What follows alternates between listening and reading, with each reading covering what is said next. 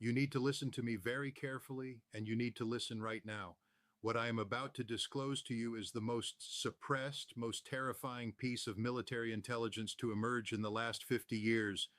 While you were sleeping, while the mainstream media was feeding you sanitized scripts about regional tensions and strategic repositioning, the world as we knew it, the era of American naval supremacy, ceased to exist.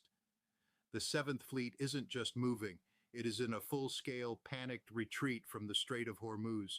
I've spent my life in military intelligence, I've walked the halls of power, I've inspected the weapons of mass destruction that didn't exist, and I am telling you, what just happened in the Persian Gulf is a tectonic shift that the Pentagon is desperate to keep from the American public.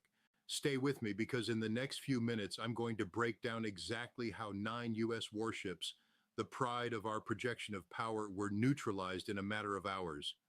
If you turn away now, you are choosing to remain blind to a reality that will hit your bank account and your gas pump by the end of this week. This is the truth that the talking heads at CNN and Fox are being ordered to bury.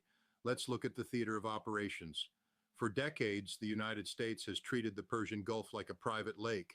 We've sailed our carrier strike groups through the Strait of Hormuz with an air of invincibility, assuming that the mere sight of an American flag would deter any challenger. But hubris is a terminal disease in military planning. While our leadership was focused on gender pronouns and diversity seminars, Iran was perfecting the art of asymmetrical saturation. I've analyzed theater-level conflicts for decades, and what we just witnessed was the execution of a kill chain so sophisticated it bypassed every layer of our integrated air defense. It started at 0200 hours. The sky didn't just turn dark, it turned an incandescent screaming orange. This wasn't a symbolic gesture, this wasn't a telegraphed attack like we saw months ago. This was Wave 55 of a coordinated strike doctrine that we in the intelligence community have feared but never dared to say out loud would actually work. 520 missiles. Think about that number. 520. That is not a barrage. That is a wall of steel and fire. We're talking about the Fateh-2 hypersonic glide vehicles, the Khaybar Shekan 4s, and a swarm of Shahed 101 loitering munitions that functioned as a digital shroud, blinding our Aegis radar systems. Our ships, the USS Abraham Lincoln, the escort destroyers, the Ticonderoga-class cruisers, they were designed to fight the Soviet Union in the open Atlantic. They were never meant to survive a saturation environment where the reaction time is measured in milliseconds. The sensory details coming from the few survivors who have been able to leak word out are harrowing. They describe the sound of the Phalanx CIWS, those R2-D2 guns, firing continuously until their barrels literally melted, trying to intercept a swarm that simply would not end. One interceptor missile costs $5 million. One Iranian drone costs 20,000. You do the math. We ran out of bullets before they ran out of targets. But here is what is even more alarming, and why you must stay with me until the very end of this briefing. It wasn't just a hit-and-sink mission. This was a systematic dismantling of the Seventh Fleet's command and control. 9 ships. I have confirmed reports that the structural integrity of at least 4 of our primary surface combatants has been compromised beyond repair.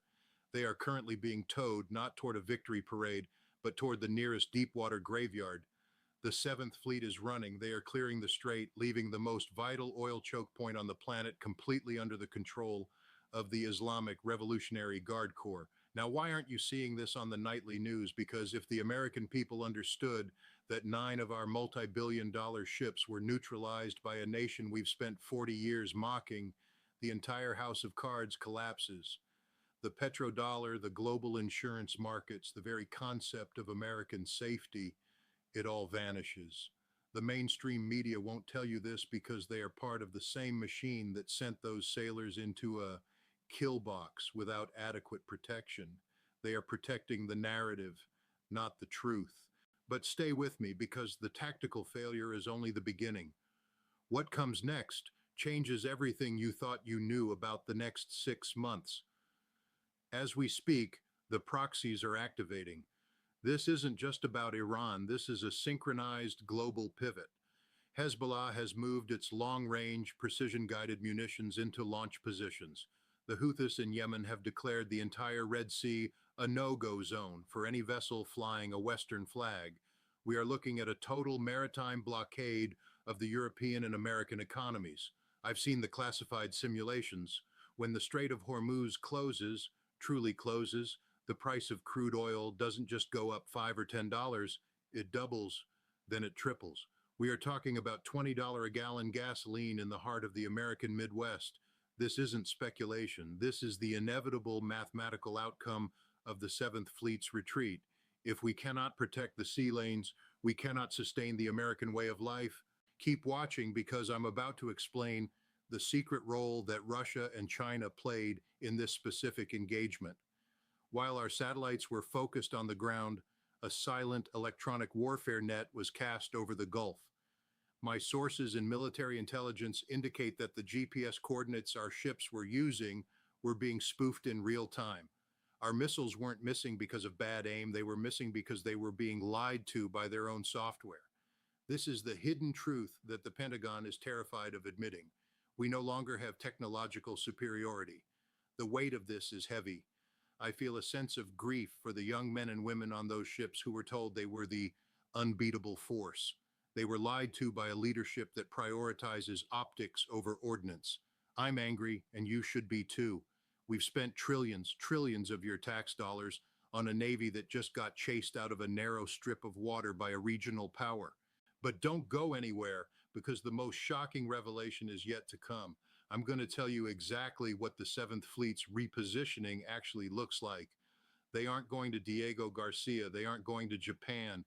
They are retreating to a distance that renders their carrier-borne aircraft useless. We have been pushed out of the theater. The project for a new American century died at 0245 hours this morning in the waters of the Gulf. Let's talk about the exact numbers. Wave 1, 120 drones. Wave 2, 200 ballistic missiles. Wave 3, 200 cruise missiles. This is Operation True Promise 3, and it was executed with a circular error probable of less than 5 meters. That means they could choose which deck of the ship they wanted to hit. This wasn't a spray and pray attack. It was surgical. It was a message. The era of the aircraft carrier is over. These floating coffins are nothing more than targets in the age of hypersonic saturation. I've spent years analyzing theater-level conflicts, and I have never seen a more lopsided exchange of value. We lost billions in assets, and more importantly, we lost the myth of invincibility. By the end of this, you will understand that we are not just looking at a military defeat, we are looking at the end of an era. What comes next is a world where the US dollar is no longer backed by the threat of a carrier group. What happens to your 401k when the world realizes the Seventh Fleet is hiding in the Indian Ocean, afraid to come within 500 miles of the Iranian coast?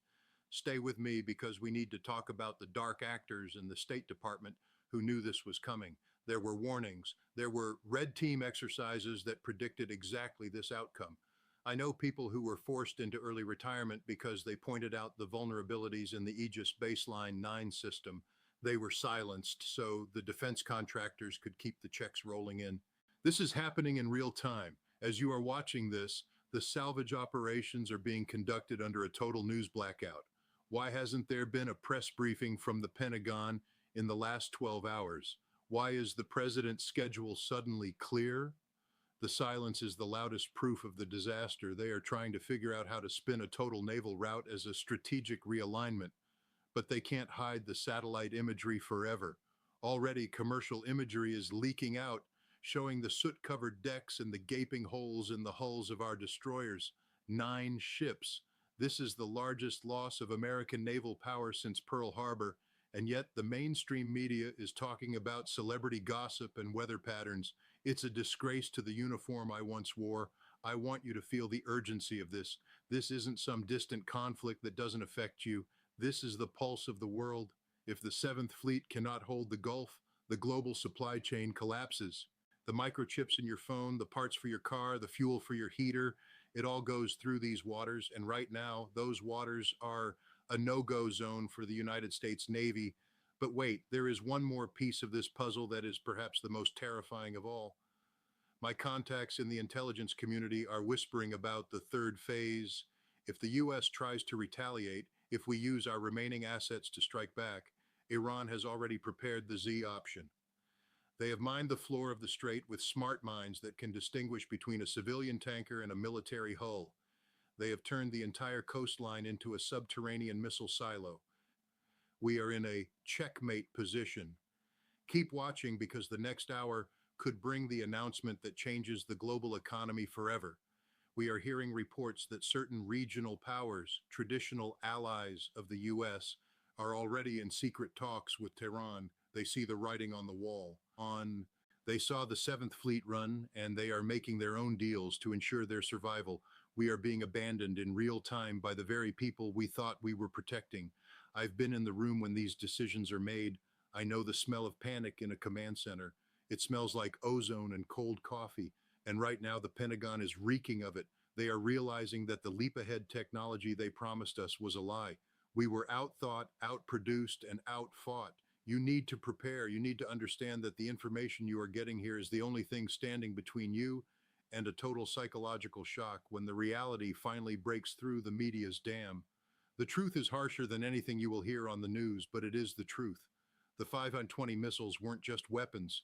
They were the funeral bells of the old world order. 9 U.S. ships, the 7th Fleet in retreat. The Strait of Hormuz closed. This is not a drill. This is not a movie. This is the world you live in now, and as this situation develops, as the second wave of economic fallout begins to hit, I will be here to give you the briefings that no one else has the courage to deliver. Stay with me, stay sharp, and don't believe the lies of the experts who didn't see this coming. I saw it, I warned them, and now we all have to live with the consequences. The payoff for our hubris has arrived, and it is a price we will be paying for generations. Keep your eyes on the horizon because the next update, the one about the carrier USS Ronald Reagan's actual location, will be the most shocking one yet. Don't go anywhere. The truth is just beginning to surface.